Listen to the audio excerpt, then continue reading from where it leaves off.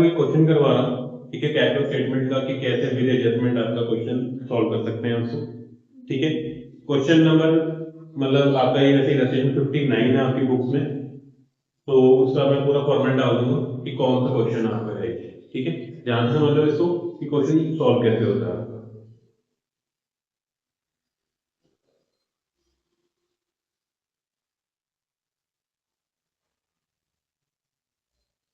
सबसे पहला काम हमारा वो ये कि यहाँ पे हम एक छोटा सा कैश फ्लो स्टेटमेंट का फॉर्मेट बनाएंगे। ठीक है, क्योंकि जगह हमारे पास कम है तो फॉर्मेट आपका मैं छोटा बना रहा हूँ और छोटा उसमें लिखूंगा। ठीक है, एक साइड पूरी आपकी ये वाली छोड़ दें किसके लिए, वर्किंग नोट्स के लिए। आपको जब भी सॉल्व करना है क्वेश्चन को कैसे करना है, मैंने पहले बताया था, आमने सामने वाले पेज पे करना है। एक साइड पे ऑपरेटिंग, एक साइड पे इन्वेस्टिंग फाइनेंसिंग और आपका एंड का पार्ट, और अगले पेज पे आपकी वर्किंग। ठीक है, तो ये हमने छोड़ा है वर्किंग नोट के लिए। दिख रहा है सबको? हाँ जी, आपको दिख रहा है?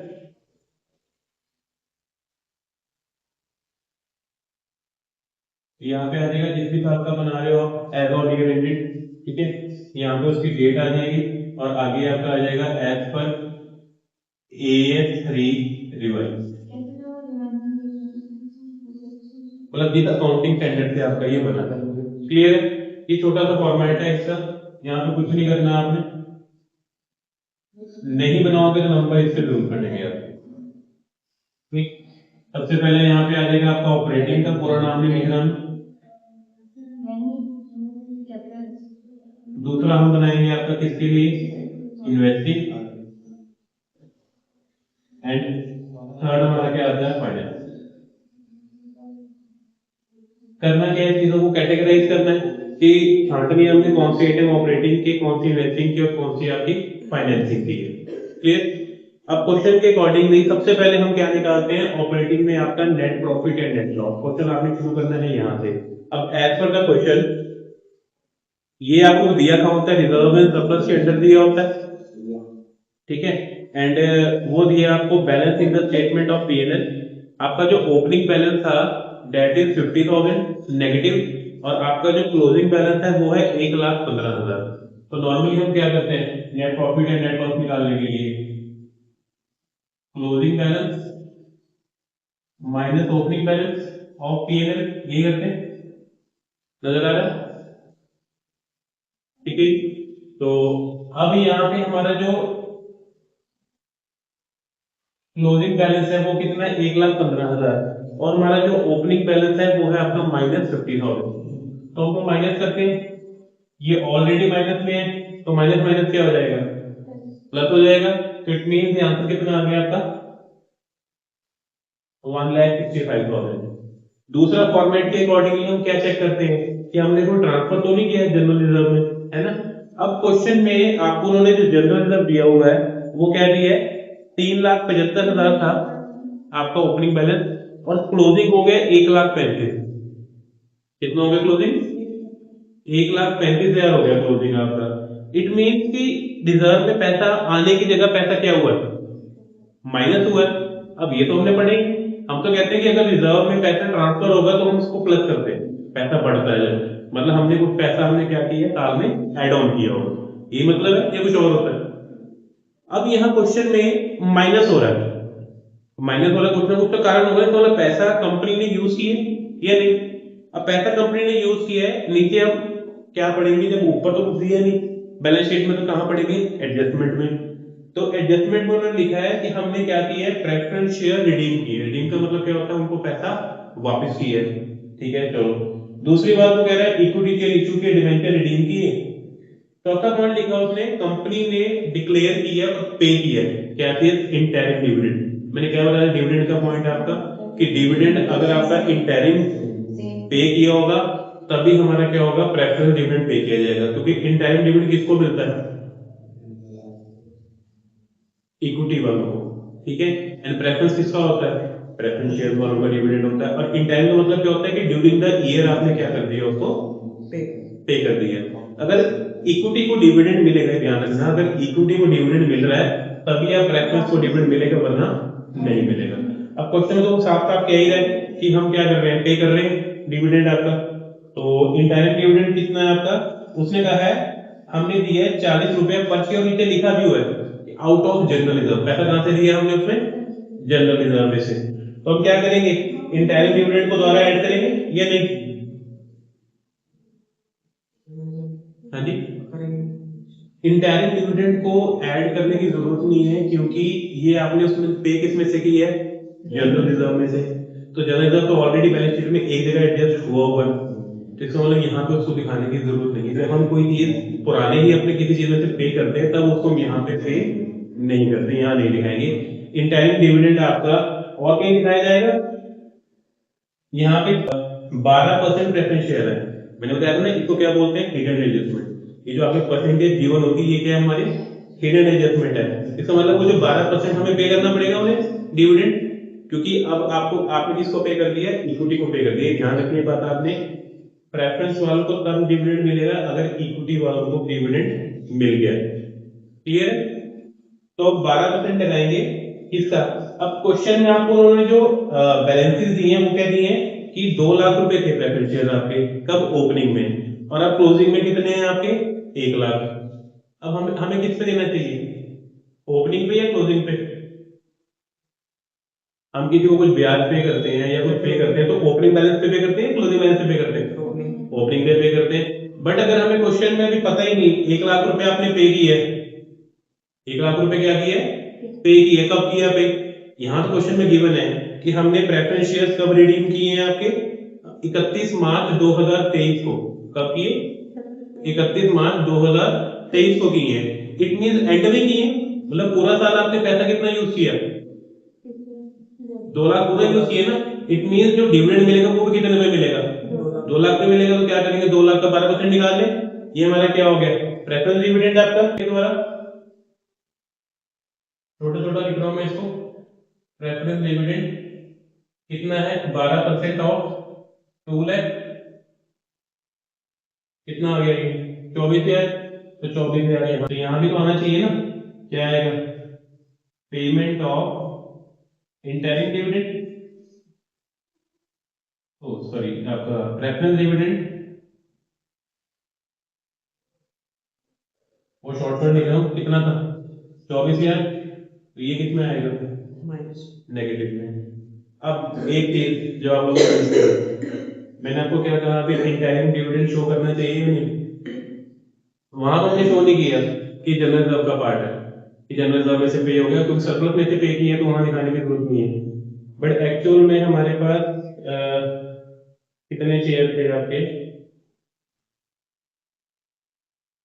हमारे पास 3 लाख, 3 लाख रुपए के शेयर हैं। अब ये हो गया आपके 3 लाख डिवाइडेड बाय, तो मतलब आपका कितने का, 10 रुपए का ही शेयर होता है, मान के चलते हैं इक्विटी का, है ना। तो 30,000 शेयर हो गए आपके, तो 30,000 इंटू 40, ये होगा डिविडेंड का पैसा। क्योंकि अब यहाँ पे हमें ये नहीं ना दिया उन्होंने कितने आपके शेयर की वैल्यू, मैंने पहले बताया था कि अगर शेयर की वैल्यू ना गिवन हो, जैसे उन्होंने दिया है ओपनिंग कितना है, 3 लाख है, तो 3 लाख डिवाइड बाय 10, इसका मतलब मेरे कितने शेयर हो गए, 30,000 शेयर हो गए। और क्लोजिंग में मेरे पास कितने शेयर हैं, 6 लाख है, तो इसका मतलब मेरे क्लोजिंग में शेयर कितने हो गए, 60,000। हम किस पे करते हैं, ओपनिंग पे। बट यहाँ पे क्वेश्चन में लिखा है शेयर वर इशूड ऑन 1 अप्रैल, मतलब ये जो एक्स्ट्रा 30,000 शेयर है आपने कब इशू किए, स्टार्टिंग में कर दिए, इनको क्या मिलना चाहिए पैसा या नहीं मिलना चाहिए, ओपनिंग में 30 थे, ये 30 मतलब ये मतलब एक्स्ट्रा 30,000 है तो उसी दिन ऐड हो गए, पहली तारीख को ही, तो इनको भी मिलना चाहिए ना डिविडेंड का पैसा। तो इसका मतलब है 6,000, तो 6,000 पे 40 कितना हो गया, 2,40,000, मतलब कि 2,40,000 रुपए हमें क्या, हम क्या पे कर रहे हैं, इंटरिम डिविडेंड। अब यहाँ तो हमारा शो नहीं होगा इंटरिम डिविडेंड, पर यहाँ पे शो होगा इंटरिम डिविडेंड। यहाँ आ जाएगा क्या, पेमेंट ऑफ इंटरिम डिविडेंड, कितना किया आपने, तो 2,40,000। पैसा आ रहा है, जा रहा है, पैसा जा रहा है डिविडेंड पे करने पे, तो ये क्या हो गया आपका यहाँ पे माइनस हो गया। क्लियर है, दो एंट्री समझ में आ गई ये वाली। इसके बाद हम क्या ऐड करते हैं इसमें फॉर्मेट के अकॉर्डिंगली, रिजर्व आया नहीं, डिविडेंड की ट्रीटमेंट हो गई, अगला क्या आता है प्रोविजन फॉर टैक्स। टैक्स का आता है ना, तो टैक्स का नीचे देख लेते हैं। टैक्स का नीचे उन्होंने दिया है इनकम टैक्स प्रोवाइडेड, मतलब कि हमने 45,000 टैक्स प्रोवाइड किया। प्रोवाइड का मतलब क्या होता है कि मतलब हमने बना के रखा है, मेड। तो अब मैंने बताया था आपको कि जी अगर ऊपर भी बैलेंस हो नीचे भी बैलेंस हो तो हम उसको क्या करते हैं, अकाउंट बनाएंगे उसका। तो यहाँ बनेगा टैक्स का अकाउंट आपका, छोटा सा लिख रहा हूँ प्रोविजन फॉर टैक्स। यहाँ आ जाएगा इसका ओपनिंग, ओपनिंग दिया इन्होंने आपका 25 एंड क्लोजिंग कितना है 50। ये हमारा हो गया ब्रॉड डाउन और ये हमारा क्या हो गया कैरी डाउन। अब उन्होंने दिया है इनकम टैक्स प्रोवाइडेड। प्रोवाइडेड का मतलब क्या होता है टैक्स मेड, तो वो कहाँ आएगा यहाँ पे, वो आपका है 45,000। अब ये दिख ही रहे बड़ा हो गया 45 और 25, ये हो गया आपका 50 और 70, तो ये भी 70 होगा। अब यहाँ पे जो बैलेंस बचता है वो क्या होता है टैक्स पेड। तो ये वाला तो 45 यार यहाँ पे क्या हो जाएगा ऐड हो जाएगा प्रोविजन फॉर टैक्स, है ना। कितना आपका 45 हो गई। और वो वाला सबसे लास्ट में नीचे क्या हो जाता है इनकम टैक्स पेड के नाम से, यहाँ पे आ जाएगा कितना 20,000। होगी इतनी एडजस्टमेंट टैक्स वाली विदाउट। इसके बाद नेक्स्ट ये निकाल लिया हमने, तो इनको प्लस माइनस कर ले, है ना। तो ये हमारा आ रहा है प्लस माइनस करने के बाद यहाँ पे 2,34,000। ये हमारा क्या निकल गया net profit before tax and extra ordinary items. ये हमारा पहला चीज होती है, निकल गया यहाँ तक। इसके बाद हम क्या ऐड करते हैं इसमें आपकी नॉन ऑपरेटिंग खर्चे और नॉन ऑपरेटिंग इनकम माइनस होगी आपकी। तो छोटा सा बना रहा हूँ दोनों पे, अगर एक्सपेंस होगा तो प्लस कर लेंगे और अगर इनकम हुई तो माइनस हो जाएगी आपकी, ठीक है। इसमें आइटम्स क्या आते हैं मोस्टली डेप्रिसिएशन हो गया, गुडविल हो गई, एमोर्टाइज हो गई, कोई आपने डिवेंचर पे लोन पे इंटरेस्ट पे कर रहे हो, है ना, ये सब चीजें आती हैं इसके अंदर। तो क्वेश्चन में देख लेते हैं डिवेंचर के आगे सबसे पहले नाम लिखा है 9%, कि 9% डिवेंचर है तो 9% उसका क्या है ब्याज, मतलब पे करना पड़ेगा। क्वेश्चन में लिखा है, अब इसमें क्या है डिवेंचर का ओपनिंग और क्लोजिंग दोनों सेम है, वो भी 2 लाख है वो भी 2 लाख है। एंड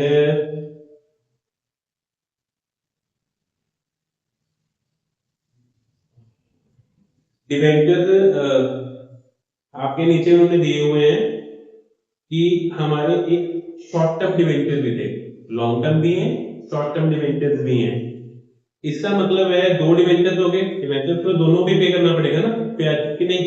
तो एक तो 2 लाख है उसको तो लग जाएगा पूरा कि नहीं 12 महीने का, और एक है आपके 50,000, वो आपने रिडीम किए 1 जनवरी को, मतलब कितने महीने यूज किए वो अप्रैल मई जून, कितने हो गए 9 महीने।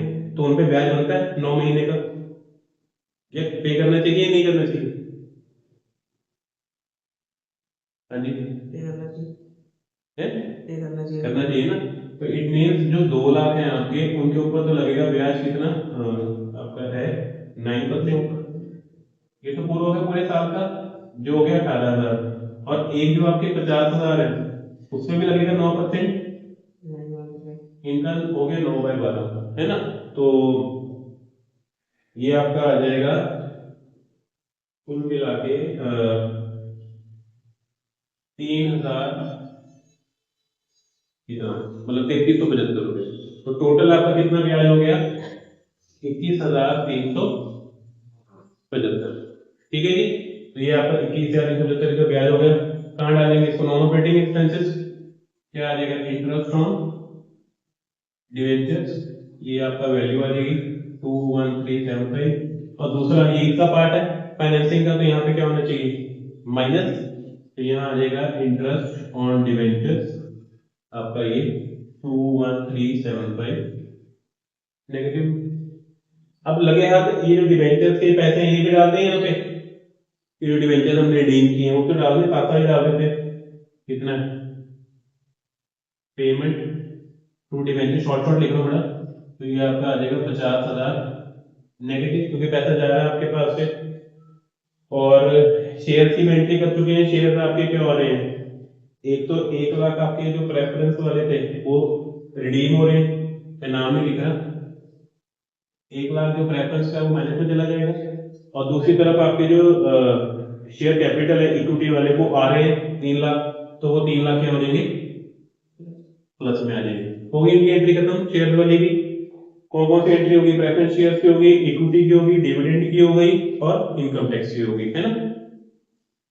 इसके अलावा अब एक एंट्री नीचे और लिखी हुई है, यहाँ पे और क्या क्या आता है, डेप्रिसिएशन भी आता है। तो डेप्रिसिएशन किस में से निकलता है, एसेट में से निकलता है, इसका मतलब एसेट का भी कुछ ना कुछ देखना पड़ेगा। अब नीचे उसने दिया हुआ है एक मशीनरी थी 1 लाख रुपए की, उससे ऐसे ऐसे लगाया, और ऊपर उन्होंने मशीनरी का बैलेंस भी दिया है, तो दोनों क्या बनेगा, अकाउंट। तो यहाँ बना देंगे मशीनरी का अकाउंट।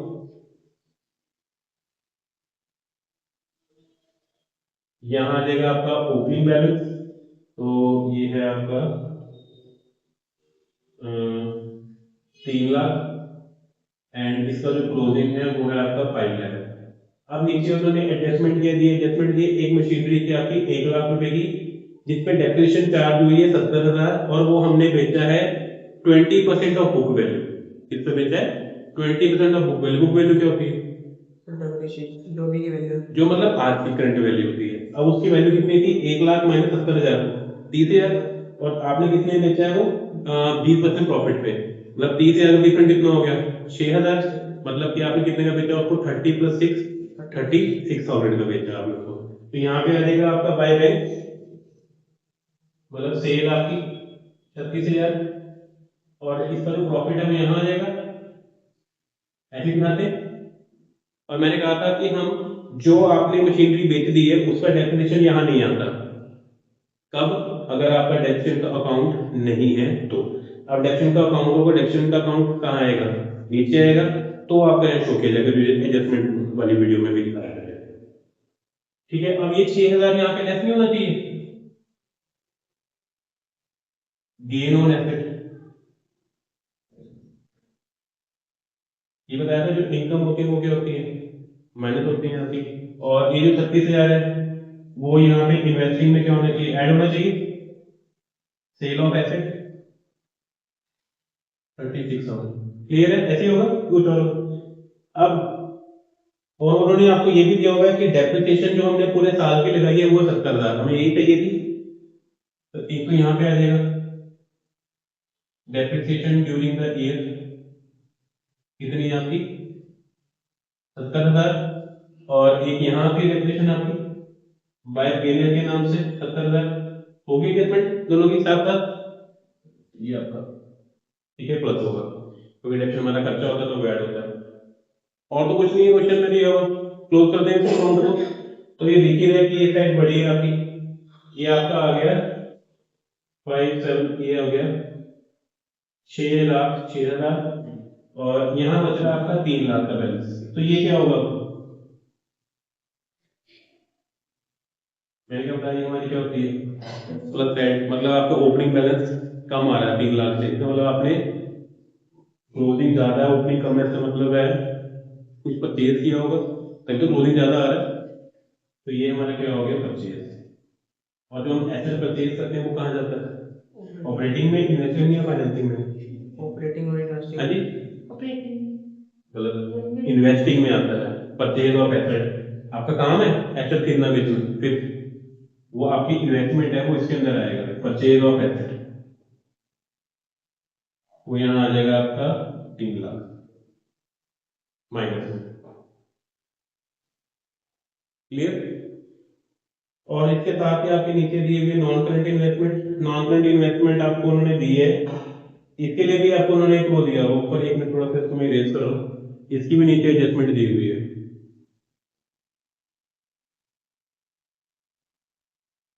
जिसकी अगर एडजस्टमेंट होगी और ऊपर आपको बैलेंस दिया होगा तो उसका क्या खोलना है हमें, अकाउंट।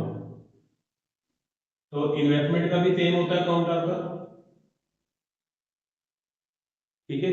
क्या होता है, एसेट की तरह यहाँ आ जाएगा आपका ब्रॉट डाउन, कितना दिया है इन्होंने आपको, ये दिया है 1,40,000, यहाँ आ जाएगा कैरी डाउन 2 लाख, ठीक है।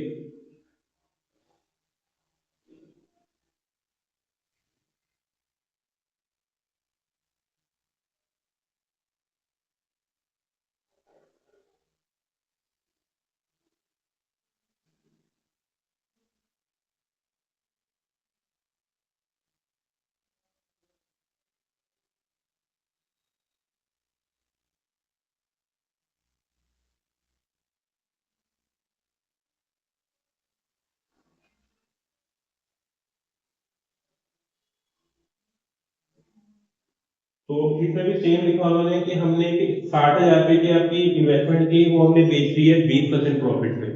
मतलब कितने की, अब इन्वेस्टमेंट तो डेप्रिसिएशन लगती नहीं है आपकी। तो 60,000 की चीज कितने में बेची है 20% प्रॉफिट पे, कितना हो गया 12,000। तो प्रॉफिट पे बेची है तो प्रॉफिट पे यहाँ आ जाएगा 12,000। और टोटल कितने की सेल करी, 60 + 12 72। तो ये जो सेल की है वो यहाँ आ जाएगा, सेल ऑफ इन्वेस्टमेंट कितना 72,000, क्योंकि पैसा आ रहा है आपके पास। और जो प्रॉफिट होगा प्रॉफिट क्या हो जाएगा माइनस प्रॉफिट ऑन इन्वेस्टमेंट, कितना आपका ये 12,000, क्योंकि ये हमारी क्या है नॉन ऑपरेटिंग इनकम है आपकी। क्लियर है यहाँ तक। अब इसको भी बैलेंस करेंगे, ये मैच कर रहा है ये आ रहा है 2,72,000।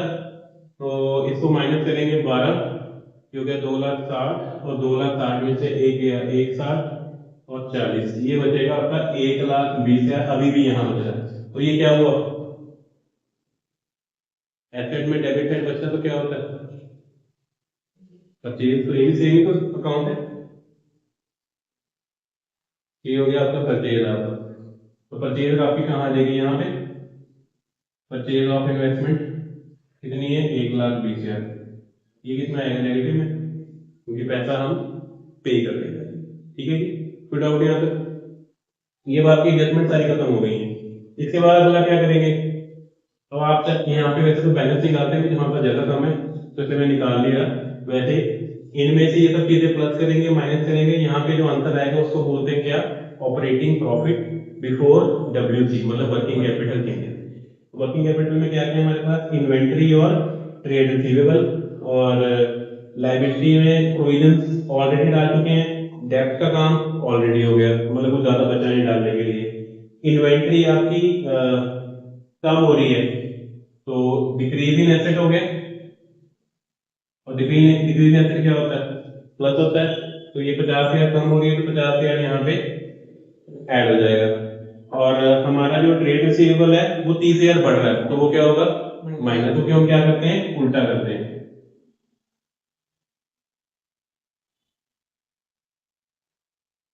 क्लियर है। अब इन सबको प्लस माइनस करके आपका यहाँ पे आएगा मेन आंसर, जो हमारा आ रहा है इसमें आपका 3,07,375। ये हमारा क्या आ गया कैश फ्लो फ्रॉम, मतलब हमें ऑपरेटिंग से हमने ये पैसा कमाया था एक्चुअली में। अब सबको क्लोज करके आई थिंक कुछ बचा तो है नहीं, है ना, सारा कुछ आ गया है आपका यहाँ पे।